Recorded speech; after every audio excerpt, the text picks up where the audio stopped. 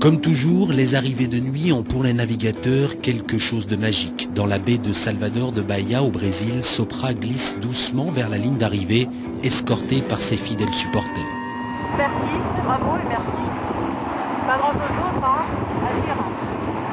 Merci, super moment, incroyable, magique. C'est génial, c'est génial. Ils l'ont fait.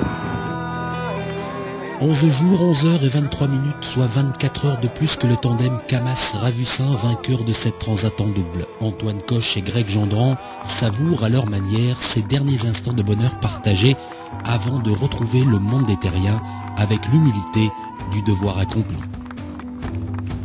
Les arrivées, c'est toujours un peu spécial parce qu'on est dans un rythme qui est très particulier, le rythme de vie en mer et à la fois on est impatient d'arriver et en même temps on est bien en mer, donc voilà, c'est une cassure un peu brutale du rythme, donc il y a toujours un moment de flottement quand on arrive comme ça, c'est assez particulier.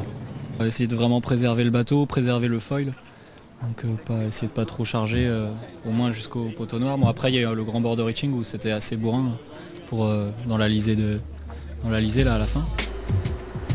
Objectif mesuré, calculé, motivation extrême. Le plus jeune duo de cette transat version multicoque n'avait au départ du Havre qu'une seule ambition, acquérir de l'expérience pour capitaliser sur l'avenir. Car face aux ténors de la classe, rompus aux rudes chevauchées océaniques qui imposent leur rythme, il est bien difficile de se reposer. Alors on n'a pas beaucoup dormi, on s'est relayé un petit peu avec Antoine, on a fait des petits quarts très courts et des petites siestes très courtes. Et il fallait aller vite, c'était que du portant sous Genecker. Donc on a fait pas mal d'empannage et tout ça, pas mal de manœuvres. Mais il fallait être vigilant pour toujours aller vite. Ce qui est le plus fatigant, c'est pas forcément le physique, c'est vraiment plutôt nerveusement à la fin des quarts de barre. Le fait d'être tout le temps concentré, de tout le temps avec le regard scruter l'horizon. Donc c'est tout le temps cet état d'attention à l'environnement extérieur qui est fatigant à la longue.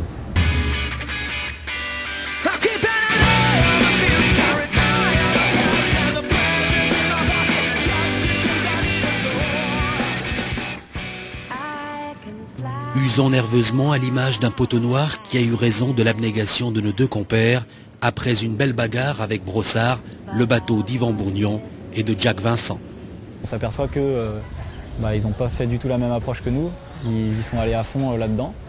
Donc ils ont eu de la chance parce que, de la chance oui et non, parce qu'il y a vraiment une grosse part d'expérience, ils sont passés des dizaines de fois là-dedans. Donc là clairement on est rentré avec 30 000 d'avance et on est ressorti avec 30 000 de retard. De ces 11 jours de compétition, le tandem Sopra analyse chacun à sa façon cette transatlantique. L'un avec calme, lucidité et un rien philosophe, l'autre avec effervescence et bonheur. C'est juste la fin d'une aventure, c'est la fin d'une grande parenthèse. Il n'y a jamais de souvenirs particuliers qui permettent de symboliser une course. C'est plutôt une longue parenthèse, un peu hors du temps. Donc voilà, c'est la reprise de contact avec le réel. Ah ouais, l'expérience, c'était top, hein. Génial. Plein de souvenirs, plein d'images, plein de moments. On est parti du Havre, là, ça y est, on est déjà à la pointe de Bretagne. Demain, on verra l'Espagne. Et c'est top. Séduits par leur qualité humaine et sportive, leur sponsor a décidé de poursuivre l'aventure avec ces jeunes navigateurs attachants et ambitieux, mais cette fois-ci sur un autre support, le Figaro Beneteau, pour la saison 2008.